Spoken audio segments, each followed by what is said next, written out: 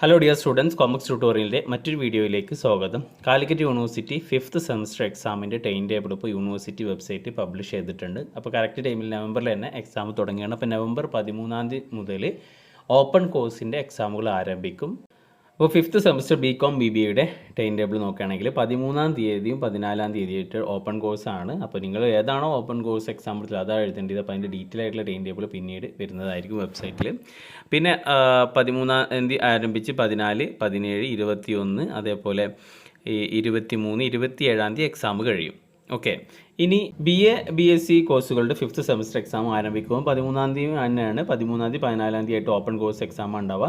പിന്നെ 16 തീയതി മുതൽ ഓരോ ദിവസം ഡീറ്റെയിൽ ടൈം ടേബിൾ തന്നിട്ടുണ്ട്. അപ്പോൾ അതൊന്നും ഓരോന്നും പറയാൻ നേരമില്ലാത്തത് കൊണ്ടാണ്. അപ്പോൾ എക്സാം 13 തീയതി ആരംഭിച്ച് 29 തീയതി വരെ എക്സാം ഉണ്ട്. 29 തീയതി വരെ 30 തീയതി വരെ എക്സാം ഉണ്ട്. ഓക്കെ, അപ്പോൾ എക്സാം നന്നായിട്ട് പഠിക്കുക.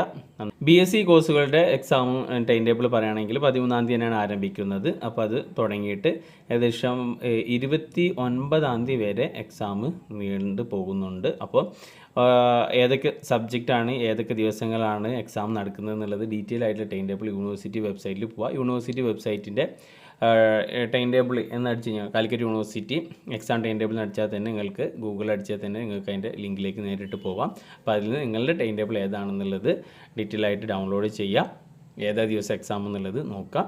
ഓക്കെ, അപ്പോൾ ഇത് ഈ ടൈം ടേബിൾ വേണമെന്നുണ്ടെങ്കിൽ നിങ്ങൾ ഈ ഗ്രൂപ്പിൻ്റെ ടെലഗ്രാം ഗ്രൂപ്പിലോ വാട്സപ്പ് ഗ്രൂപ്പിലോ ജോയിൻ ചെയ്ത് കഴിഞ്ഞാൽ അവിടെ ഷെയർ ചെയ്യുന്നതാണ്. ഓക്കെ.